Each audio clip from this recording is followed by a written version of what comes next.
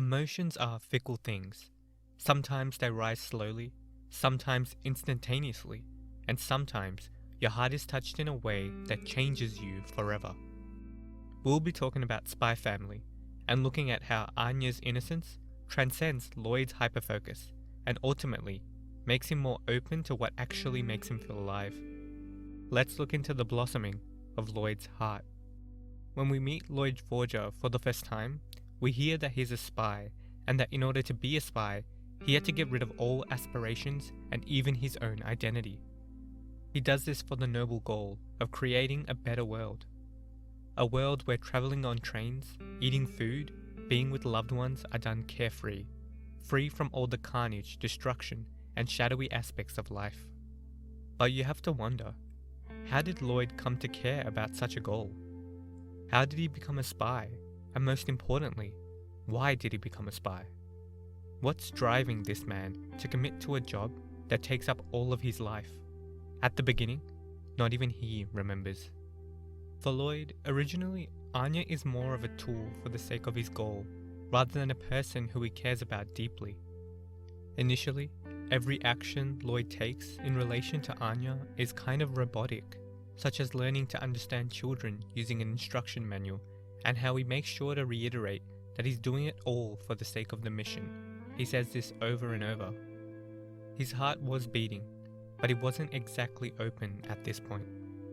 But we get a window into that alive, beating heart when Anya gets kidnapped. He saves her at record speed and even endangers his mission to save her life.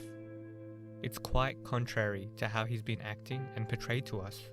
He's thinking to himself, why did I do this? I just met this child.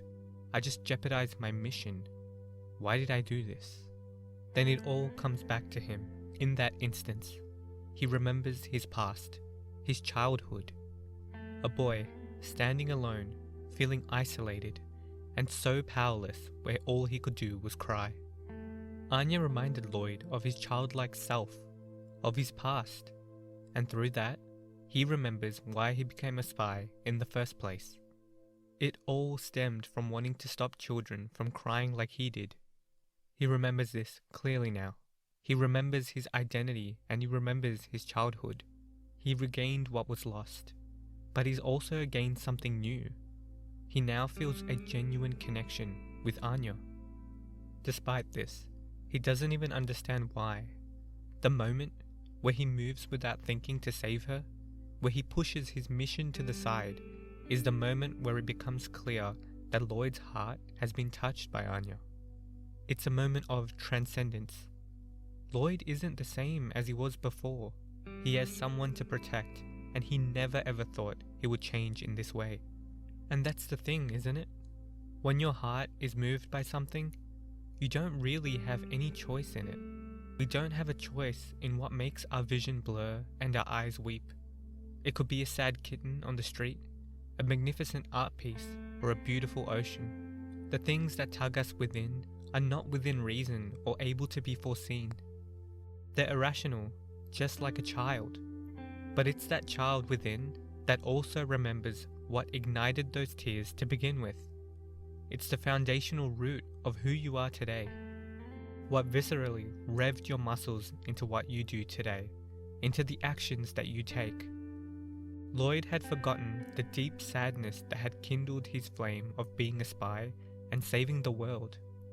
He had forgotten his core. Sometimes, when we rationalize too much, the mind can cloud the heart. But the heart is the origin point, and once it's been touched, whether you're aware of it or not, whether you can rationalize it or not, you're fundamentally changed, transformed. Your heart is now willing to take something else into consideration. When Loid felt sadness as a child, he was willing to take on the mission of being a spy. Now, when Loid felt relief in saving Anya, he's now willing to connect with Anya as a person. He's made room for her directly within himself. When your heart is touched, you change. And when something is within your heart, it's embedded into you.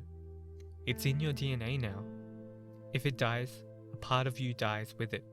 The way you see yourself is different. What you expect of yourself is not the same anymore. I can think of examples from my own life. I watched a volleyball anime named Haikyuu, and I was deeply moved by it. The show touched my heart, and because of that, I decided to go play volleyball. And I know I'm not alone in this. Once again, when you're moved to your core, it influences the actions in your life. I didn't just enjoy the show, it changed me. I became someone who was willing to make room for volleyball in their life. Another example is when I began appreciating nature. Going for walks in nature always helped me when I felt down, but the day my heart opened to it completely was when I was just relaxing on some grass. I was watching leaves shifting slightly from the breeze, with water droplets reflecting the light of the sun. I brushed my hands across on the plain, and each strand of glass flicked back as it sifted over. I saw little bugs traveling along the ground. It was very apparent how beautiful my surroundings were and how full of life everything was. After this experience, I now try to make sure that when I go for walks, that I watch my step to not step on nature carelessly. I just want to avoid squishing the bugs and stepping on nature without thinking. It's not like I think I'll damage grass if I step on it. It's just that I want to be present when I do decide to take that step, to do it with intention.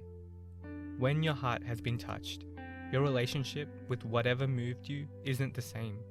You do really subtle things from a place of love. Sometimes you do grand things as well. But overall, you feel like you have to respect it. Loid didn't feel like he had a choice about saving Anya, and now she's a part of his life. He's taking care of her. I personally didn't feel like I had much of a choice about loving volleyball or nature. It's either I'm moved by something or I'm not. And I think what moves you will be different for everyone. So I want to ask you, what has moved you? What has changed you? What has moved your beating heart?